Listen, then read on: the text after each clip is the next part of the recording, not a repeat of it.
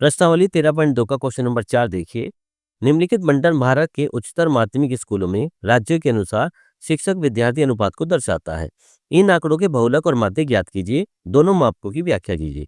देखिए दे रखा है प्रति शिक्षक विद्यार्थियों की संख्या और राज्य या संघीय क्षेत्रों की संख्या। यहाँ पर हमें पहले बहुलक निकालेंगे, उसके बाद हमें माध्य निकालना है। बहुलक निकालने के लिए सबसे पहले हम ये देखते हैं कि कौन सी बारंबारता सबसे अधिक आती है। तो यहाँ पर हमें सबसे अधिक बारंबारता 10 दिख रही है। यहाँ लिखेंगे अधिकतम बारंबारता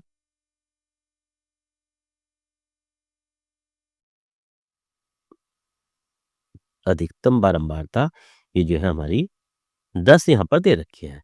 और जिसका संगत वर्ग अंतराल कौन सा है? संगत वर्ग अंतराल दे रखा है इसका 30 से 35। तो 30 से 35, तो ये जो 30 से 35 वर्ग अंतराल दे रखा है ये हमारा बहुलक का वर्ग हो गया। तो बहुलक वर्ग जो हो जाता है हमारा, ये हो जाता है हमारा 30 से 35। इसके आधार पर ही हम अब वर्गमाप और निम्न सीमा निकाल सकते हैं। देखिए वर्गमाप क्या थी? यानी कि h, यानी इन दोनों के बीच की दूरी। बीच का डिस्टेंस हमारा कितना आता है? h का मान आता है हमारा 5। और यहाँ पर निम्न सीमा को लिखते हैं हम l से। कौन सी है निम्न सीमा? निम्न सीमा यहाँ पर हमारी 30। तो l का मान 30 आ जाता है। अब बारंबारता हमारी जो दे रखी थी 10, क्या लिखेंगे?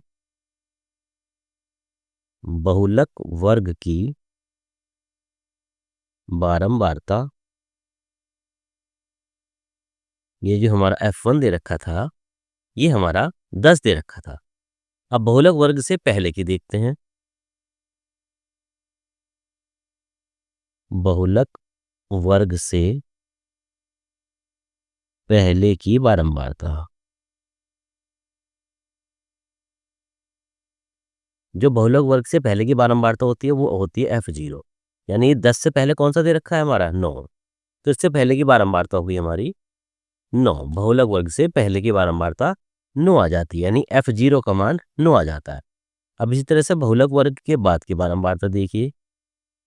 बहुलक वर्ग से बाद की बारंबारता, इसको लिखते हैं हम F2 से। बाद में कौन सा दे रखा है? 3। तो बाद की बारंबारता होगी F2 हमारी 3।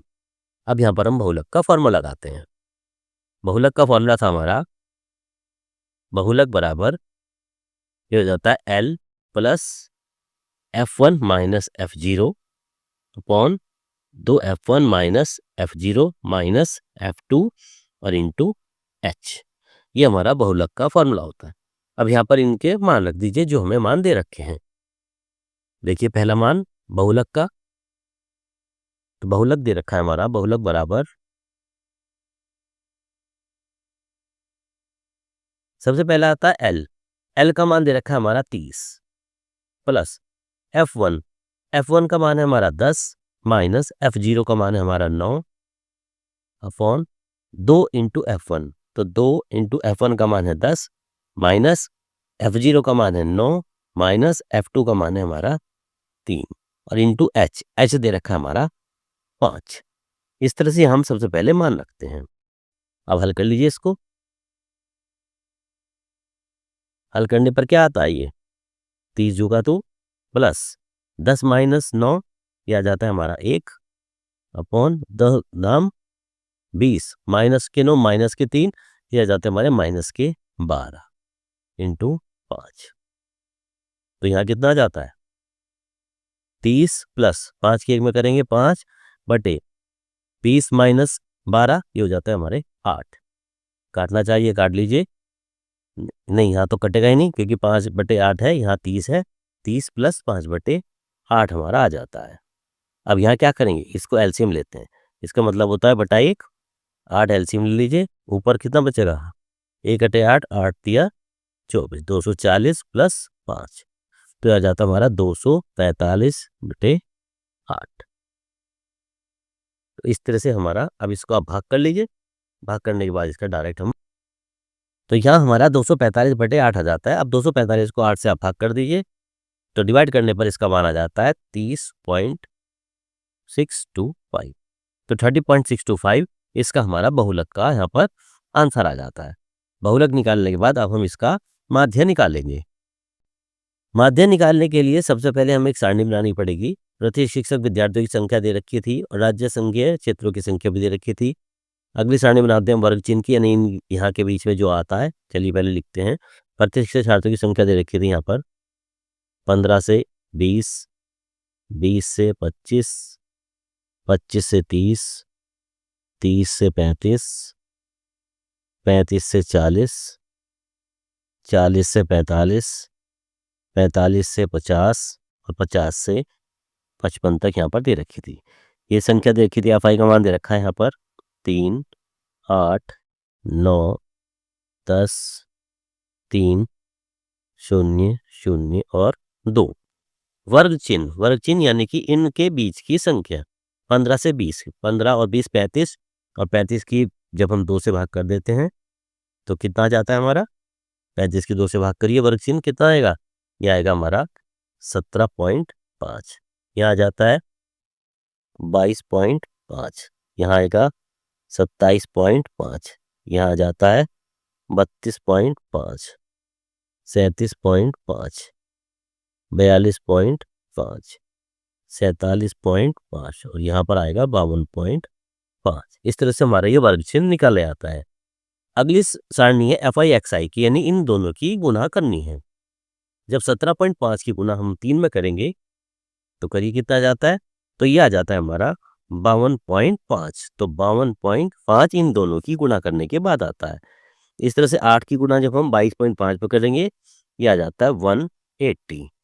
9 की गुणा 27.5 पे करेंगे ये आ जाता है 247.5। इस तरह से 10 की गुणा जब हम 32.5 पे करेंगे ये आ जाता है हमारा 325। 3 की गुणा 37.5 में करेंगे ये आ जाएगा हमारा 112.5। 0 की गुणा इसमें करेंगे तो 0, 0 की गुणा 47.5 में करेंगे तो भी 0, 2 की गुणा 52.5 में करेंगे तो आ जाता है हमारा 105। इस तरह से यहाँ पर हमारी सारणी तैयार हो जाती है। इसके बाद हम इसका योग करेंगे। सारणी तैयार होने के बाद इनका योग कीजिए। यहाँ लिखते हैं कुल योग एफ आई का योग करेंगे सिग्मा एफ आई। जब इसको पूरे को जोड़ेंगे तो कितना आ जाता है, देखिए 8 और 3 11, 11 9 20 और 10 30 और 3 33 और 2 35, यानी कि सिग्मा एफ आई का मान आता है हमारा 35। इसी तरह से सिग्मा एफ आई एक्स आई, इसको जो हम जोड़ेंगे तो इसका मान आ जाता है 1022.5, 1022.5। अब माध्य निकालिए। माध्य निकालने का फॉर्मूला था आपका sigma f i x i upon sigma f i. Sigma f i x i का मान आता है 1022.5 बटे सिग्मा एफ आई का मान आता है हमारा 35, और जब इसको हम भाग करेंगे तो आ जाता है हमारा 29.21। इस तरह से हमारा माध्य ज्ञात हो जाता है।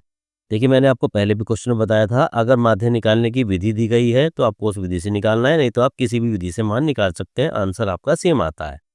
और सबसे आसान यही है, पहले वर्ग अंतराल लिख दिया इसका, फिर बारंबारता लिख दी, वर्ग चिन्ह निकाल दिए दोनों के, और इन दोनों की लास्ट में गुणा कर देते हैं।